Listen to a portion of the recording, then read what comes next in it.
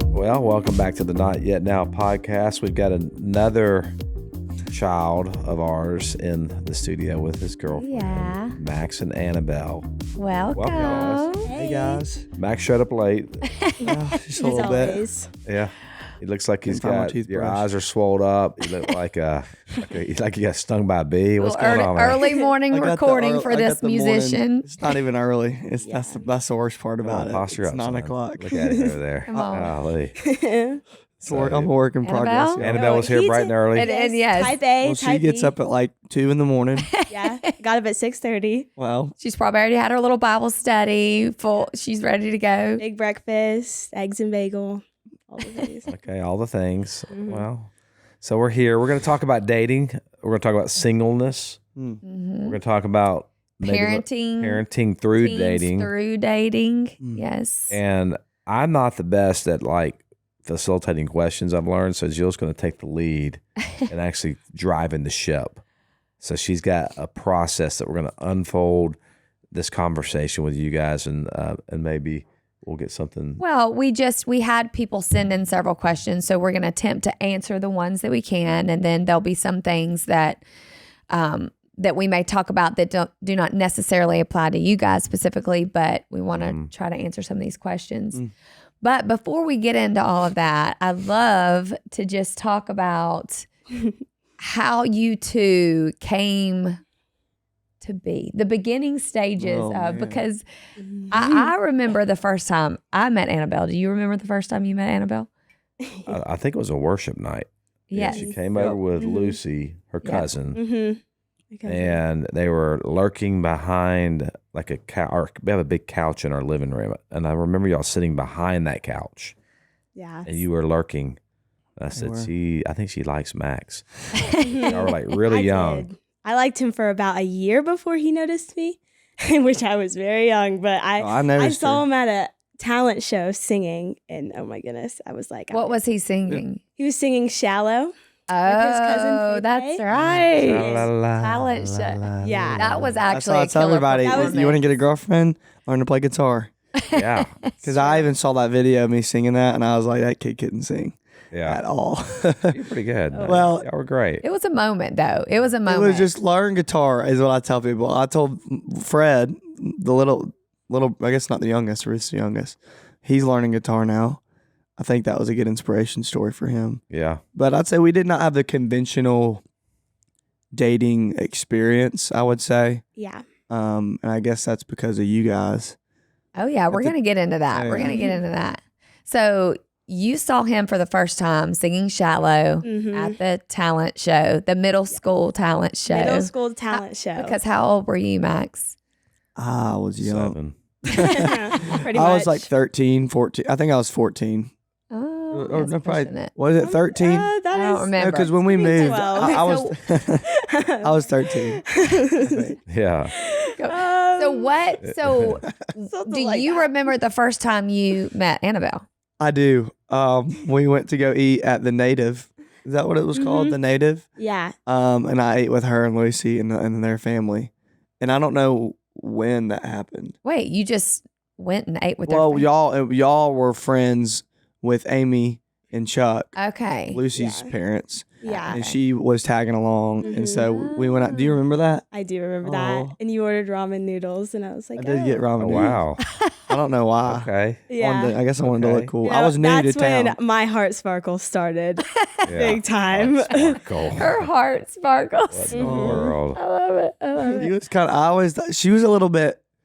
I was like, that girl's. I kind of thought you were a little crazy, but not in a bad way.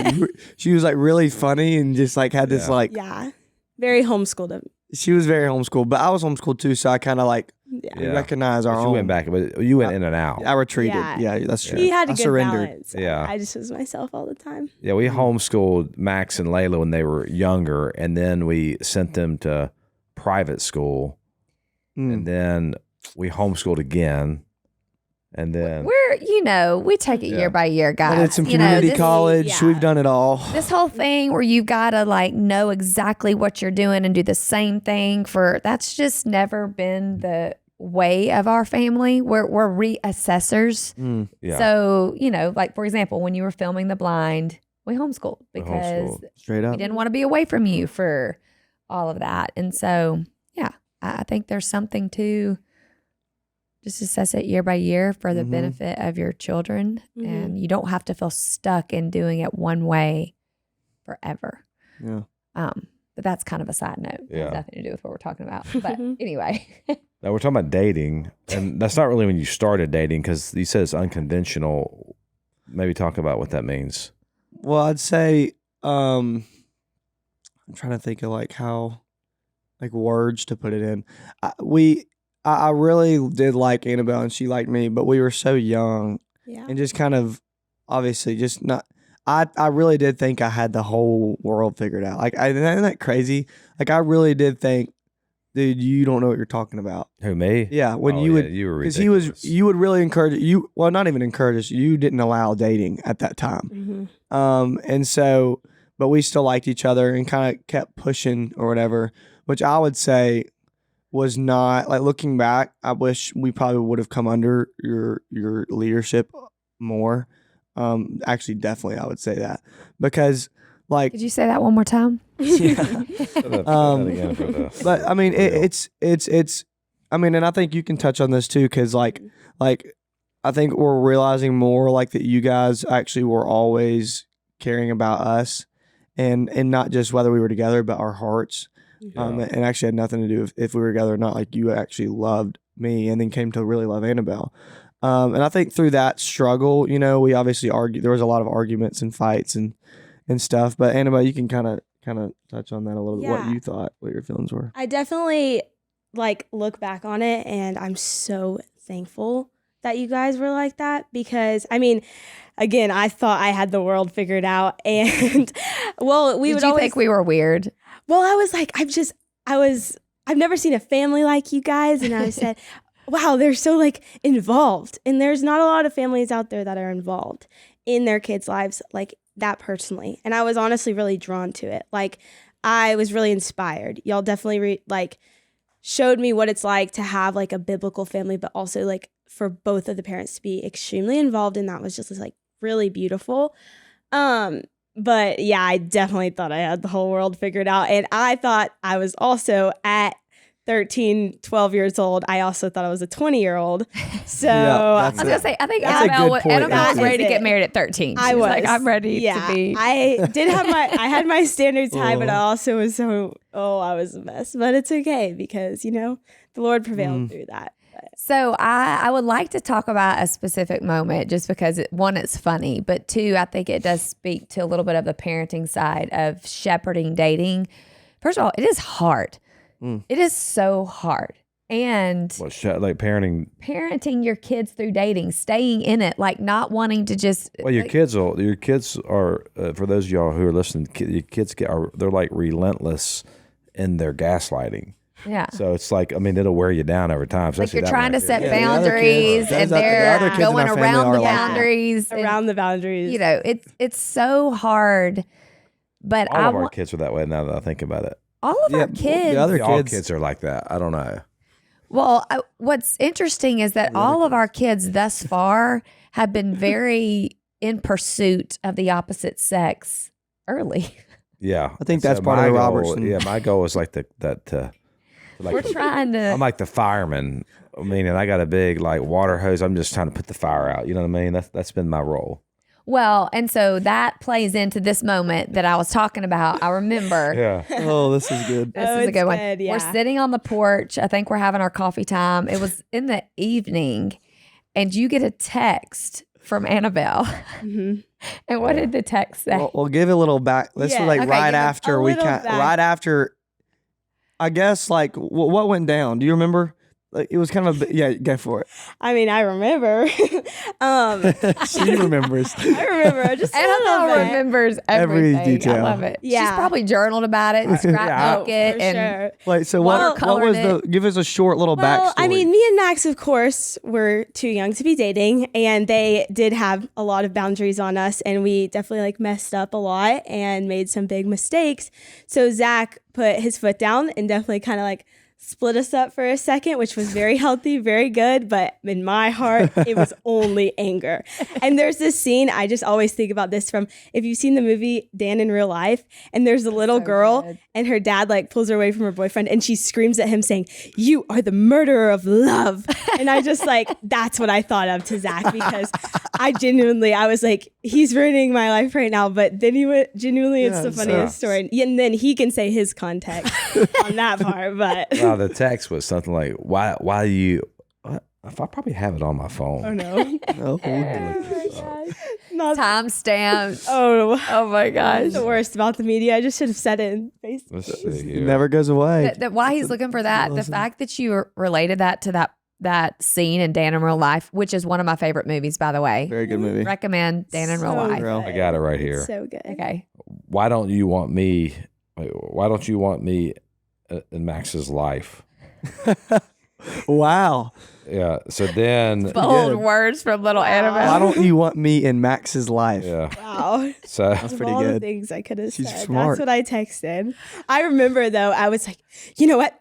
I'm gonna text him. Yeah, that's what I'm gonna do. Yeah. And I was like, you did say, "Hey," thought she you did ate with say- that. I thought I did could. say about 2 hours later. You did say, actually, it was about 5 hours later. At 11:50 p.m. Hey, I'm very sorry for saying that to you earlier. I'm being that selfish. was the conviction. I respect you and Miss Jill so much, and I really love y'all. I want to strive in the Lord, with or without Max. Whatever God's plan for me is, I will follow Him. I really value what you have to say, and I'm sorry if I ever acted like I didn't feel that way. Oh, Okay. Come Good on. to that. Yeah. that No, was so. That's good. Yeah. that was the conviction at 11:50. Good. Yeah, I always That was Conviction will- good. It'll catch up with it will. Okay. It really will. Well, what I wanted to, why I wanted to share that story is because I wanted you to talk about not why we push back necessarily, but our thoughts around biblical dating, pursuing someone, intimacy. I love the way you paint that picture of. You do? I do. I think you do a good job. 'Cause Why are you I laughing? have a Phil version of that. Oh, of yeah. how Oh gosh. when Well, you can won't tell do both it. He's talking versions. about- I don't know. Yeah, I won't give you the Phil version. Maybe you should. Wow. Yeah, I Look. mean, No, I'm not going to do that. controversial. That I have was- a more graphic. I'll say I have a more graphic visual of this whole like thing I say, but it's basically that there is, and I've told all my kids this, is that I think this is actually so good It is. that if you think about what is the purpose of like human sexuality, right? It's intimacy, growing together, all that. Like you find someone you love, you come together with that person, and marriage and whatnot. But like any like the goal of intimacy is that you're going to like literally grow closer and closer and closer over time. I mean, that is the goal. You're coming to learn each other more. You're coming to love each other in a better way, and that connection is going to ultimately climax in a sexual union, which is actually a physical climax. And then the result of that climax is the actual procreation of life. I mean, it's how God chose to populate the earth and repopulate the earth. I mean, that's how we all got here. And that is the most beautiful thing to me. And I think that what to try to stop that is actually a work of death. It's called a death work. I mean, we talk about it on this podcast a lot, that one of the primary threads throughout Scripture is God said, "Be fruitful and multiply, subdue the earth and have dominion over it." And that's why we're here. And so to try to stop that or thwart that is a death work. And so the point is that when you're dating, that's how you should naturally progress. You should progress into intimacy, but the problem is if you start that too early, then what you're progressing into, you can't sustain it, because the biblical teaching is you don't have sex until you're married. Yeah. And we believe that, because we believe that sexuality is reserved for a covenant union between a man and a woman. And that's how God instituted family. That's how this is what the Bible teaches. And this is what we believe is also echoed in not just what the teachings of the Bible, it's echoed in the natural world of how things operate. And so with the kids, I'd always say, you guys, like, if you're starting young, Like you can't like just be in a dating relationship and then just You can't just halt it when you want to halt it. Oh, okay, we're gonna grow. But we're gonna stop it right here. I think that's the thing I went into thinking was possible. And like maybe in some circumstances, if you're really, really, really like whatever, it's in some ways technically possible, but it's first of all definitely not healthy if it is. And then second of all, it's like, I mean, we're not the models of this done perfectly. I think like we're saving ourselves for marriage, but it has been a really tough road. And I think that like, and you can kind of speak on this too. Like, I wish that we would have waited a little bit longer. And now I think God has redeemed and we can kind of talk about the moments that those happen. If you know what my moment is, I think I know what yours kind of is a period of time. But I will say like until and this happened for me at the worship initiative with your friends, Shane and Shane, and all the guys out there. I just kind of I was out there writing worship songs in the Word every day, and I had this overwhelming guilt and shame over mainly sexual sins, and it that goes across a whole board of things, And that's a whole nother topic. Being a young man in today's society, or a young woman with the access to the internet, all those things. I mean, gosh. So I just felt the weight of crushing weight of sin, and I'm over here writing worship songs every day, but like behind the scenes, like this is the person that I've become. I don't know if that's completely accurate if I had become that person, but that's kind of what I felt. But I tell you, like the response to that, and I don't know why this was my response. Actually, I do. It was because I was in the Word every day. Yeah. I called Brandon up, and I just was like, I just didn't hold back. I mean, he probably was like, what? Because it was kind of out of the blue, but I really did. I confessed to him all the stuff I've been dealing with. And, I think it was a little bit harder for me to call you on my end because it was just, I really didn't want to disappoint you. I'm kind of learning that now to come into a place where I'm actually confessing to you guys more, and talk to y'all about stuff, because that's actually really freeing. But I will say in that moment, the weight that was lifted, it sent me into this passion for confession and learning and talking and knowing Jesus. And it wasn't an overnight thing, but I was separated from Annabelle for a couple months or however long I was there. And then I get back and I started meeting with Brandon weekly and other people and just kind of like learning and practicing confession weekly. And then I turn around, it's about a year later, and I'm like, man, me and Annabelle have really come so far in a good way. And that, like, I do think, I would say, don't arouse passion before it's time. Like, I think that's a big thing. And if you're younger, I'm telling you, I'm still a kid, and I wish I would have listened to my parents more, because they love you. And I would say to any parents, don't hold back, because y'all being relentless is not. It didn't drive me away, because you did it in love. It actually, like, now looking back, I'm like, I walk through my day to day knowing I have parents that love me wherever I go, and that care about me, and aren't just gonna like they're not just gonna sweep stuff under the rug. We're gonna get it. We're gonna talk about it. And we're not doing it perfect either. I mean, but I do think it's that moment of confession that things start to change. Yeah. And then you kind of during that summer, you and Abby were like, I definitely, that was very transformational in my life, even just the distance from Max, but that's also, we have a little church in the mountains, and that summer it just grew. And I really learned what the value of church is and the value of fellowship. And so I really was like, I used to put my happiness before that into Max, and of course it was let down, because if you put your happiness into anybody, we're all going to let each other down. But but yeah, and when I went to church this one Sunday, and it was so bright. It was like mid-July, and I was just so happy, and I was just weeping, and I was just, I don't know, I think all the sins that did happen in the past. And he called me the other night and said he confessed. And at first I was a little nervous, because I was like, oh no, everyone knows our business. But the Lord just like wiped us clean in that. Like sin had left a crimson stain, but he washed it white as snow.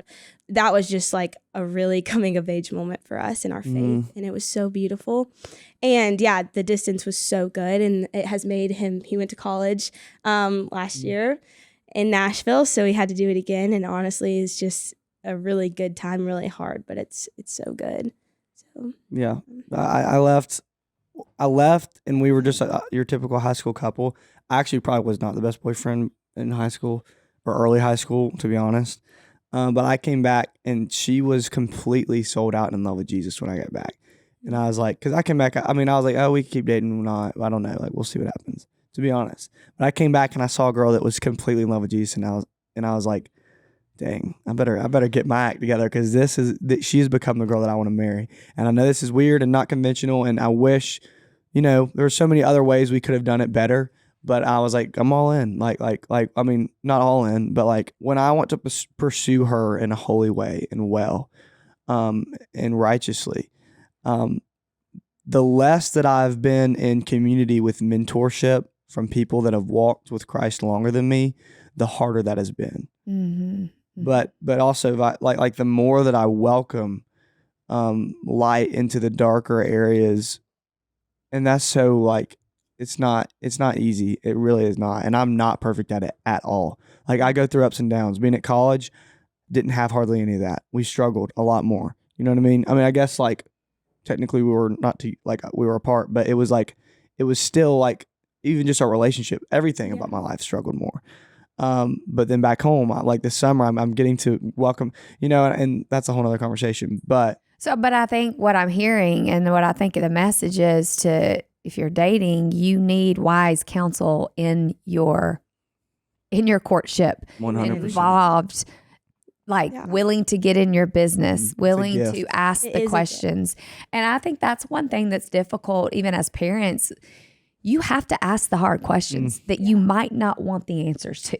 Yeah, I think one thing when I think about putting boundaries, because y'all didn't actually date. I mean, I didn't let y'all go anywhere. There was no the occasional run 3 minutes down the road with Fred in the back seat to get ice cream. For sure. Yeah, Fred came to every day. So we did have like a lot of boundaries in place. And you guys, I don't want the audience to think. You guys are committed to waiting till you're married. Yeah. And I think that you're succeeding in that. And I love that you're honoring the Lord, and not just like, okay, let me prove my worthiness to you, God.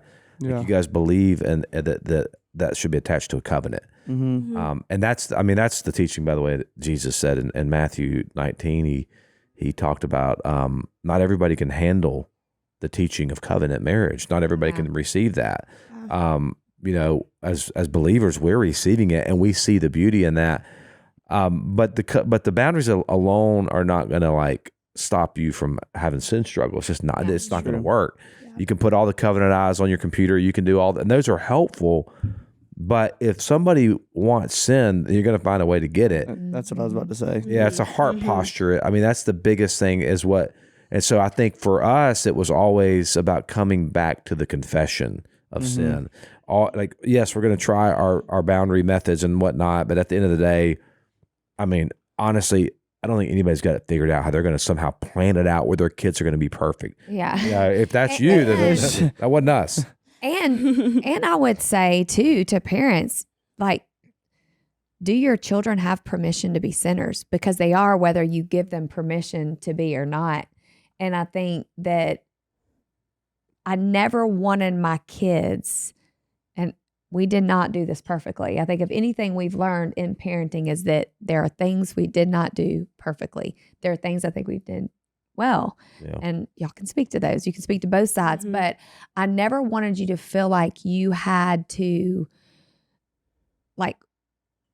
pretend. You had to look the right part.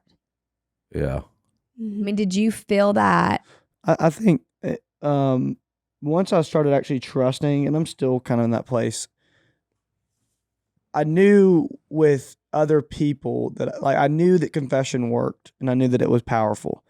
If it was to, and also I think a big part of it a caveat that we don't talk about often is, yes, it's good to talk with your friends about your struggles and stuff, but I'm not talking about confessing things to your buddy. I'm talking about like going to someone that has spiritual authority over you. Yeah. That's what matters. And then I think taking that to the next step, and it's something I think I want to start practicing more, someone that has parental authority over you in a way. That's powerful. That's even more, because that carries a lot more weight. I think I would not like the response a lot of times when Dad would find out about stuff. Looking back, and that is how I justified not telling him things. Still, sometimes I justified not telling him things, but because I thought I would be like, well, he's gonna, set all these whatever. He's gonna like shut my life down, whatever. And I think that there's like just be real honest. He's gonna shut your life down. I think that there's a balance there, and probably a way that you probably could have been a little bit more nuanced or whatever. Maybe not. I don't really know, but I do know this, that if you confess with someone, or if you don't confess to someone with the fear of them actually holding you accountable, then it's like, that's so true. If you're really confessing, you're welcoming in accountability. It's uncomfortable. Yeah, that's part of, I think, my parenting in that was to think, okay, and I thought through that a lot, but it was, I'm not going to like not give a consequence, because if I approach my relationship with God in that way, that I'm only going to confess to you, Lord, when it turns out like I want, then I'm not really confessing. Mm-hmm. And so part of the training, part of what we're, as a dad, I like my disciplining of you is, and my kids, is reflective of how they're going to view their relationship with the Lord. Yeah. I mean, you see this all the time, and that's how people view God. So I want you to confess, but I confess to God, and I'm not, even when there's a consequence, because it's like, I'm not God, and that is kind of the confession, right? Mm-hmm. I'm not you. I'm trying to be you. It's not working out well for me. So there's this thing called submission. Yeah. God, I submit myself to your will. God, you take control. You lead me. Mm-hmm. And that's how you enter in that Psalms 23, that place of peace, to be led by still waters and to be made to lie down in pastures green. And that's why it says that I shall not want, but we do want, right? We all want, and our desires are just overwhelming us, and they're controlling us. So it's that reshaping of all that. So I think that's the thing that I think we were trying to do with all you guys, and is that we want to shape your desire for the kingdom. It's less about modifying the behavior and more about shaping your hearts and you desiring a heart. I have a little saying, y'all probably, what is my dating? You start the first part and I'll go, and then you end it. Holy heart. Or holy hands. Holy hands. Holy No, she was right. She says holy heart. Oh, really? It's our hearts first. Yeah, you weren't. Max wasn't listening. Max, you don't even know it. Holy heart. Holy heart. Holy hands. Holy hands and holy matrimony. Holy matrimony. So the thought is that a holy heart leads to holy hands, which leads to holy matrimony. That's my little cheesy, all of the kids have heard it 1,000 times, but I think it's true. And I think when you think about the reason God's plan works and it's beautiful is because when you enter into the physical intimacy with someone before you have a covenant with them, it clouds your judgment. Physical intimacy clouds your judgment. Well, it creates a real bond. Well, because that's what it was meant to do. Yeah. And when it creates a bond before a covenant has been made, that's worst case scenario, because this person you have this bond with has no real tie to you. They can leave at any moment. Yeah. They can up and change their mind at any moment.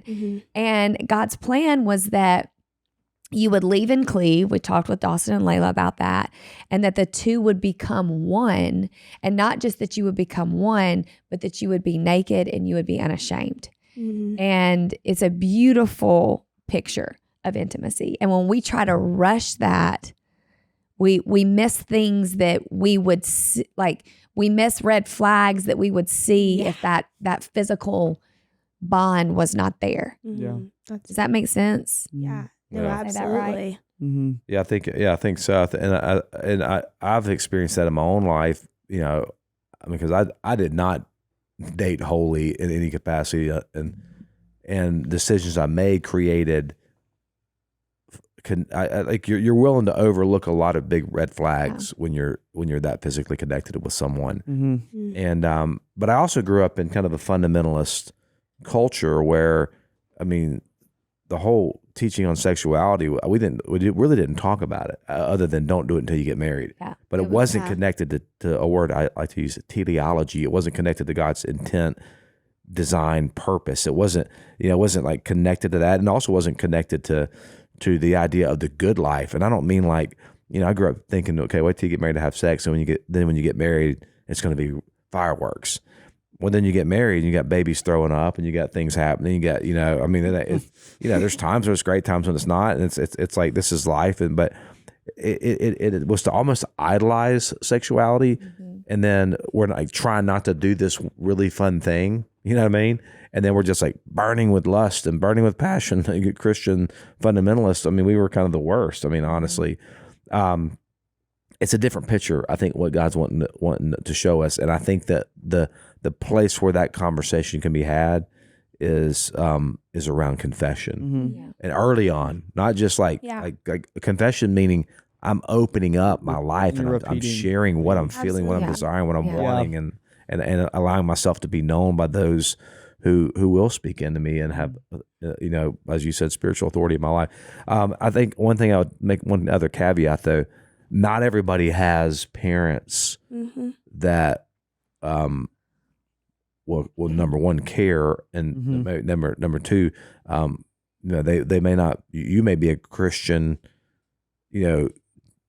teenager in a home with not Christian parents, believer parents, and so again, it's not even like my role is important, but at the end of the day, like your sanctification is going to be the Holy Spirit's indwelling inside of you. I will say, like we are extremely lucky. And to walk through that without parents would I will say like they have a much bigger and much and not impossible, but they do have a harder task and a harder road, and to that I would say like it is imperative like to find. We're never going to be able to walk through it alone. Yeah. It is imperative to find local community in a church. Yeah. And more importantly, not more importantly, just as important, older counsel.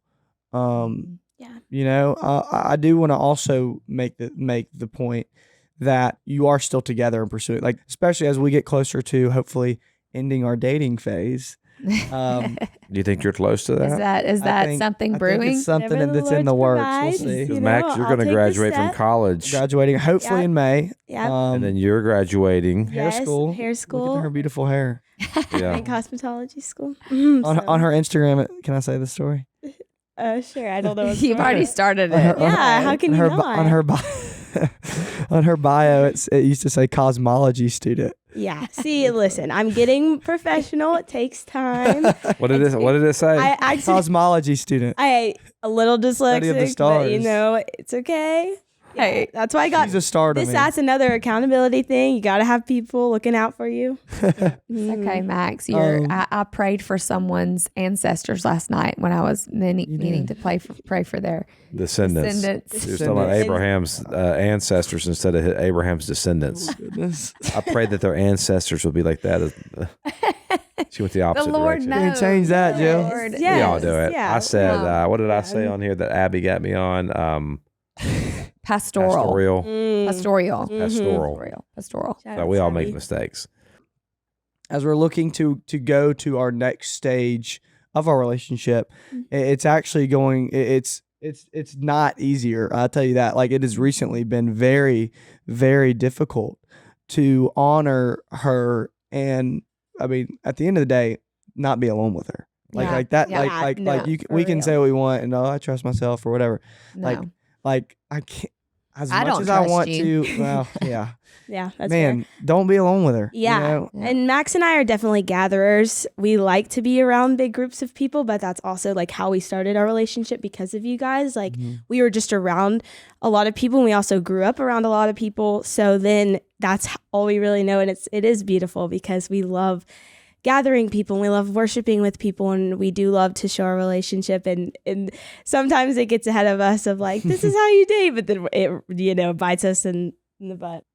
Okay, so shifting gears just a little bit, I do want to talk about, because we had several questions. We've had people send in questions like, I dated someone for 5 years and then they broke up with me. Now what? Or,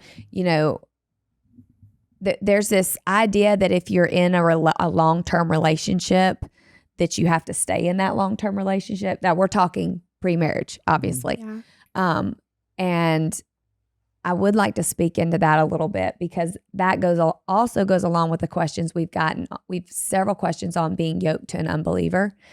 And Zach spoke about that on the marriage one we did with Dawson and Layla, about scripturally what that says if you're in a marriage yoked with an unbeliever.